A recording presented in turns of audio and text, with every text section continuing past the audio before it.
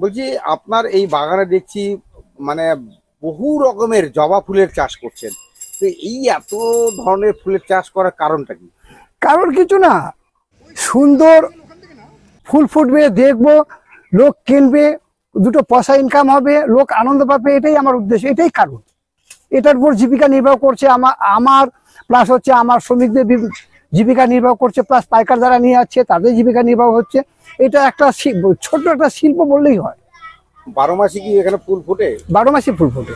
আচ্ছা, বলছি এই যে ফুলের চাষটা করছেন, কি কি নাম রয়েছে কি কোনো? হ্যাঁ, আমাদের ইন্ডিয়ান যেভাবে পুনে আছে, আমেরিকান আছে, অস্ট্রেলিয়ান আছে, আফ্রিকান আছে, ভ্যারাইটি সেভাবে আছে। মানে জবা ফুল? জবা ফুল। এই তারপর হচ্ছে দেশিটা, আমাদের দেশিটা আছে। এদের মধ্যে যেভাবে আফ্রিকানের মধ্যে কালার আছে, আমেরিকার মধ্যে কালার আছে, পুনের মধ্যে কালার আছে। হ্যাঁ, এই কালার কমিউনিকেশনটা হচ্ছে এরা সমস্ত ল্যাবে তৈরি করে ওরা টিস্যু দিয়ে।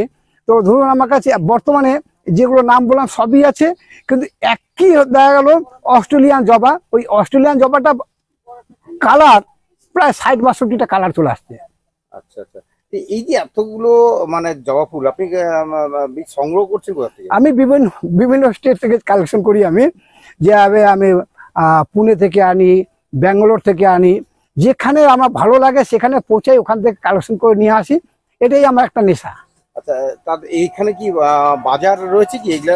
খুব আগে খুব একটা ছিল না, কিন্তু আমি যখন 15-16 বছর ধরে করছি, আস্তে আস্তে করে দেখুন আমাদের এটা ছিল আগে ছিল 32 নং তপ কালিয়াগঞ্জ বিধানসভা কেন্দ্র। ঠিক ঠিক ঠিক, যেখানে আমাদের এই গ্রাম্য এরিয়া সেটি মিউনিসিপ্যালিটি, মানে আমাদের কালিয়াগঞ্জ টাউনটা সেটি মিউনিসিপ্যালিটি হলো।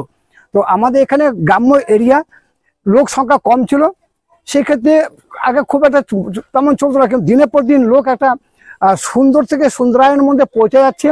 বাড়িঘরও সবারই ছোট হচ্ছে, 2 কাঠা 1.5 কাঠার মধ্যে হচ্ছে, কিন্তু গাছ লাগানোর প্রবণতা মানুষের মধ্যে আছে। ওরা টপের মধ্যে বা ছোট একটা উঠানের পাশে দুটো গাছ লাগিয়ে দিই, কে চায় না? এই যে এখানে যে আপনার যে এত রকমের ভ্যারাইটিস জবা ফুলের চাষ করছেন, তো এই গাছগুলোর কিরকম দাম আপনি এখানে রাখেন? দেখুন, আমার এখানে বিভিন্ন ধরনের গাছ আছে, বিভিন্ন ধরনের দাম আছে। এর মধ্যে এই একটা হচ্ছে রিটেল, একটা হচ্ছে হোলসেল। এবার হোলসেলেরও দুটো পার্ট আছে। একটা হলো যারা এক গাড়ি মাল নিচ্ছে, হয়তো দেখা গেলো 4 টন বা 6 টন বা 8 টন মাল নিচ্ছে, তাদের আলাদা। যারা 100-200 নিচ্ছে তাদের আলাদা, যারা 2-4টা নিচ্ছে তাদের আলাদা।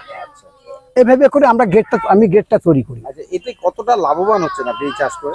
লাভবান আমি যখন এই নার্সারি দিয়ে এসেছিলাম, তখন আমার কাছে 1 টাকা পুঁজি ছিল। এই যা দেখছেন 16 বছরে, সেই 16 বছরে ওর মধ্যেই, তাহলে আর কত সেটা তার মানে ভেঙে বলা ঠিক নয়।